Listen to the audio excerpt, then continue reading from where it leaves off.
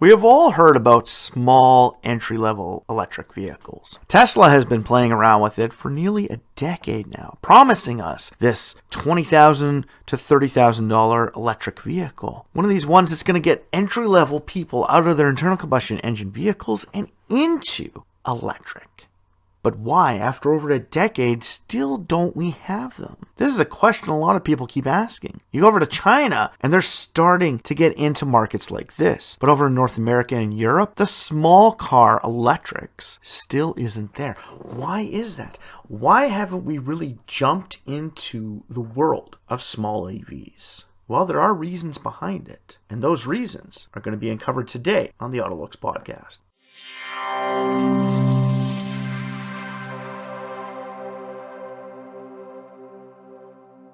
Welcome back to the AutoLooks podcast. I am your host, as always, the doctor to the automotive industry, Mr. Everett J, coming to you from our main website at AutoLooks.net. If you haven't been there, stop by, check it out, read some of the reviews that we do about exterior designs, and find some of the corporate links websites. We are essentially the search engine for automotive corporations from around the world at AutoLooks.net.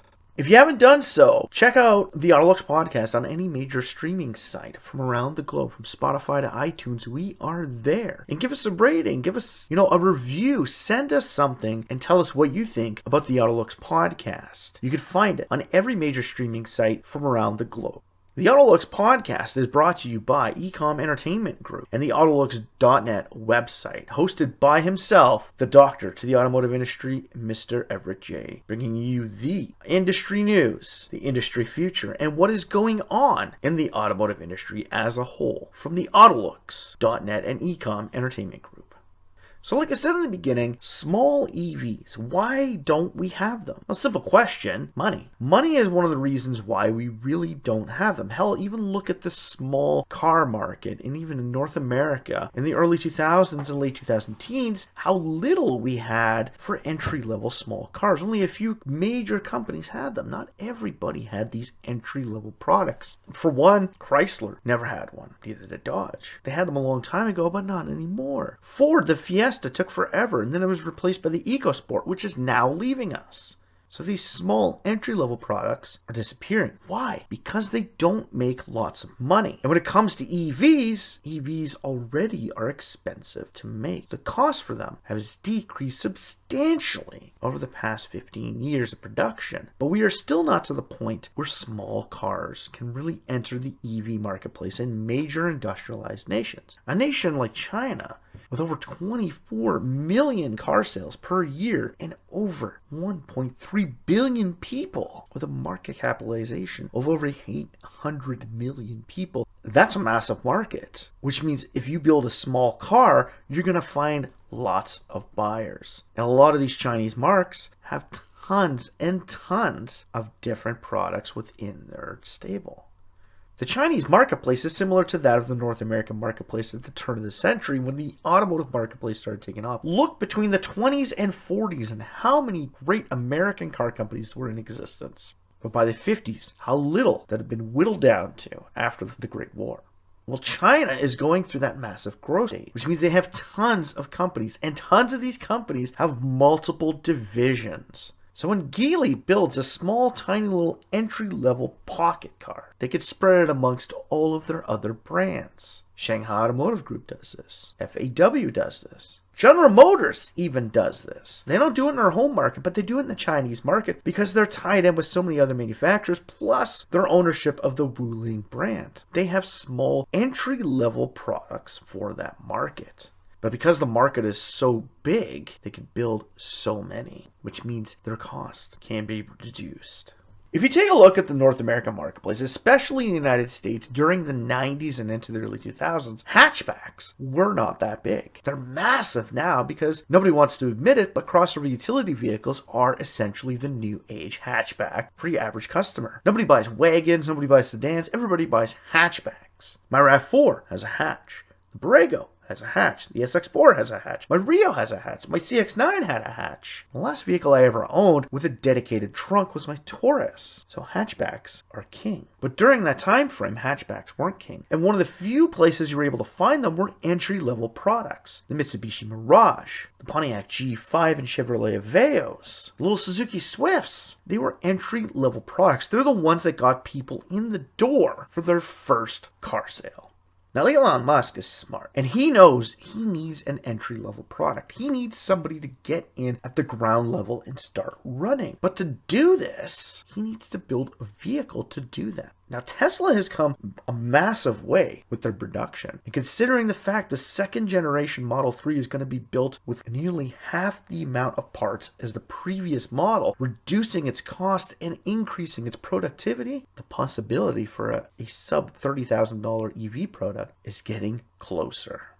Just this past week, I was listening to, I was reading the news about Fisker and the release of their new Ocean. Well, they want to create an entry-level product as well called the Pear. But they're having problems with this. Production, costs, batteries, everything is standing in the way of this entry-level product. General Motors attempted to do an entry-level product with the Bolt. This tiny little thing, about the same size as a BMW i3, was set out into the marketplace to try and drum up sales into the electric world. Well, one, you're selling it as a Chevy product, which means it has to have a low price point. Because a customer buying a Chevrolet isn't the same customer that's buying a Cadillac. See, BMW is able to sell the i3 at a higher price point to make money off that small car because of the name associated with it. The people purchasing it were people who were able to afford its higher price tag and afford to have a secondary vehicle to go back and forth to work in. The Chevrolet Bolt is in that same category as the Chevrolet Sonic. It essentially replaced it. Now, the Sonic was the one that got people into the industry. That's where you started. You went from the Sonic, you moved on to the Cruze, you got into a Malibu, and at the end of the line, you hit the Impala before you ever made the decision to jump ship and go to either Buick or Cadillac.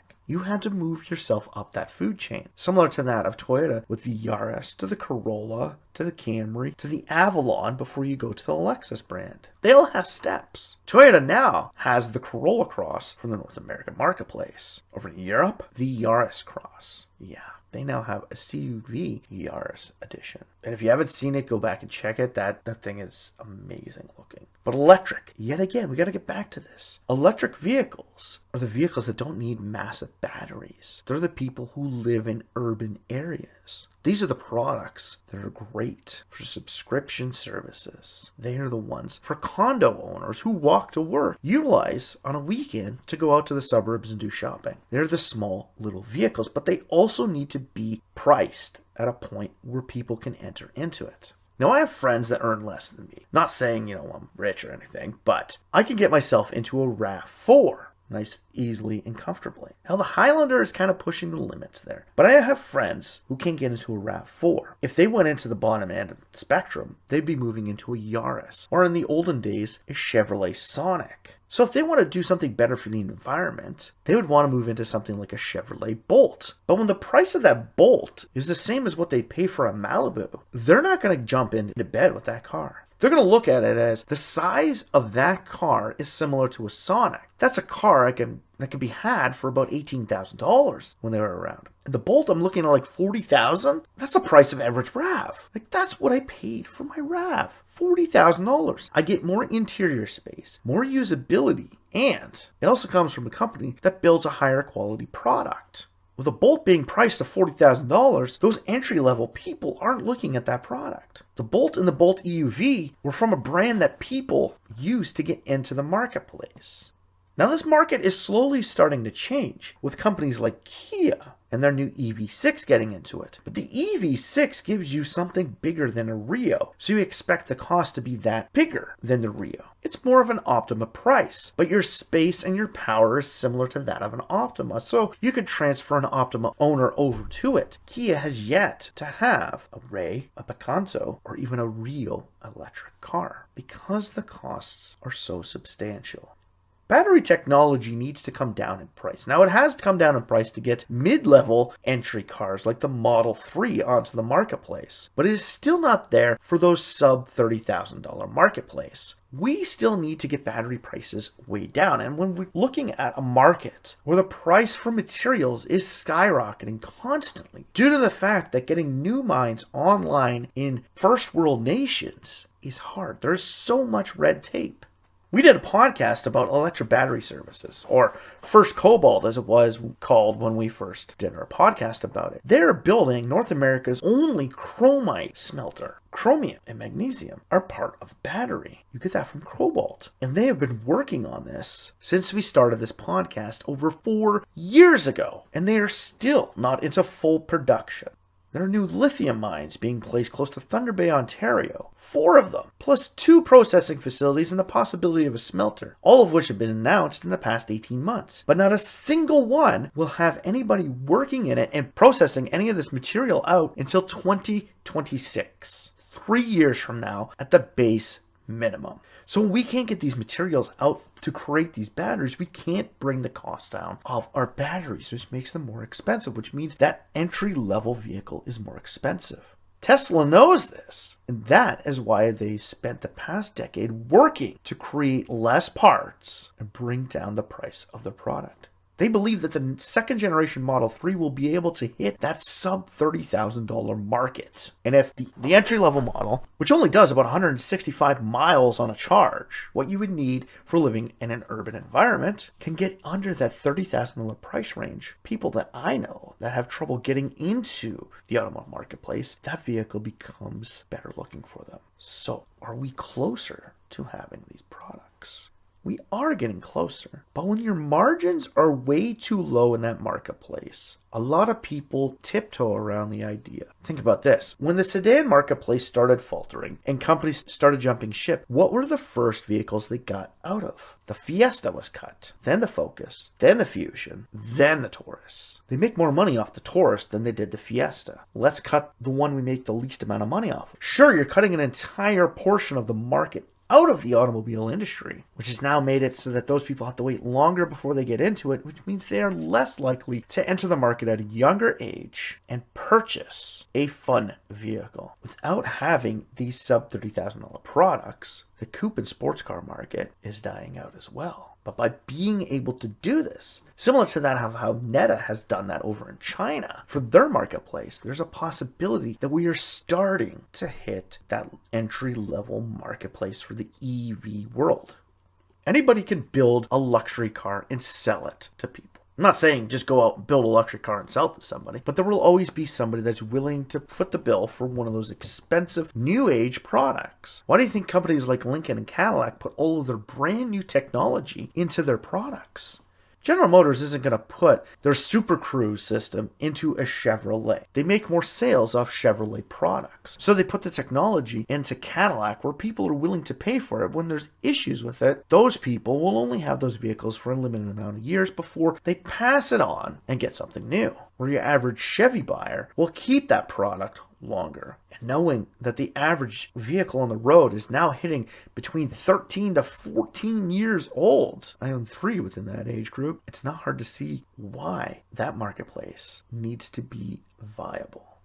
We're not saying it's impossible, or let's put it in another case, nothing's impossible, improbable to getting into that marketplace, but the margins just aren't there to make money. And in the end, anybody who runs a business needs to make money. Everybody always says these big corporations are just greedy, and they don't want to do it because they want to keep those people out of the marketplace. No, they want to do it. But what would you rather do? Would you prefer to sell a Model 3 for $40,000 where you make on average 20 to 40% profit on those products? Or would you prefer to make, let's call it the Model 5 or whatever for the small one, and you're making $5,000 profit on those products? What market are you going to go after first? We get it. If you go after that smaller market and you gain a foothold and get tons of sales, you can blow up and become bigger than anyone else. But one little mistake and you're dead in the water. The Chinese EV manufacturers already know this. With Tesla cutting the prices of their vehicles, they have spent the past 15 years fighting through the EV marketplace to get to the point they are at now. To get their production to a point where they're making massive profits off of their vehicles. Where all of these new Chinese companies are not making much money. They've already proven that most of the major Chinese manufacturers, inclusive of NIO and XPeng, are not making very much money off any of their products.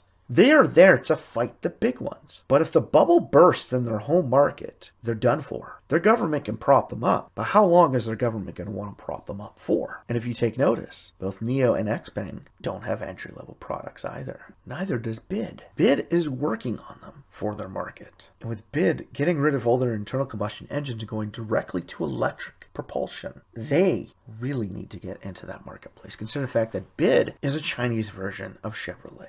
If BID was a Chinese version of Cadillac, they'd have an easier go at it, but they're not. The small car market is pivotal for the electric vehicle market as a whole. Without any products in that marketplace, this market will not overtake the internal combustion engine as the main propulsion system for the world. And with Toyota, Hyundai, and even Mercedes getting back into it, hydrogen is now looking at this marketplace. Because they know that hydrogen changeover is done a lot easier and a lot cheaper than electric vehicle conversions. But getting down the price of them is what's kicking them in the ass. Entry-level electric vehicles will be one of the biggest things that hit that propulsion system, paving the way for brand new rental and subscription services within an urban environment. We already have products like this, but they're only pods. They're only dedicated vehicles for just mobility, and that is it. If you go to our website, AutoLooks.net, and you write the word pod in, it'll bring up all of these small little two-door vehicles that fit about 2 people and maybe 1 or 2 bags of groceries. That is it. They're built for mobility in very short trips, where sub $30,000 products are built for the people who make road trips. Entry level is where you hit the early stages of Wanderlust. Without entry-level products, I wouldn't have been able to go out and explore the world like I did. Those cheap little economy cars got me around. Today I can do it in something a little more reliable, a little more comfortable. And I keep saying to myself, I would really consider getting a Tesla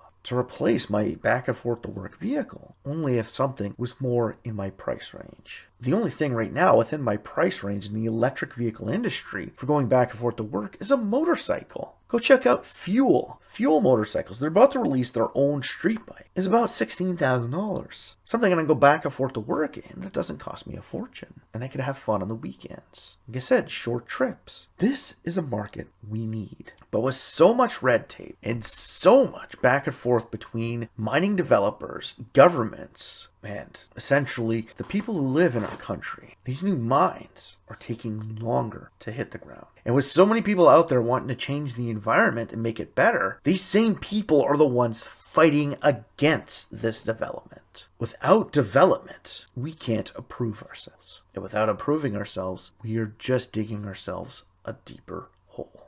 Let's just hope that Tesla's brand new production abilities for the second generation Model 3 prove to be successful enough that they could start building this sub $30,000 product. Because once we start doing that, the electric vehicle marketplace will really take hold. Until then, it'll only be a secondary propulsion system to the petroleum industry.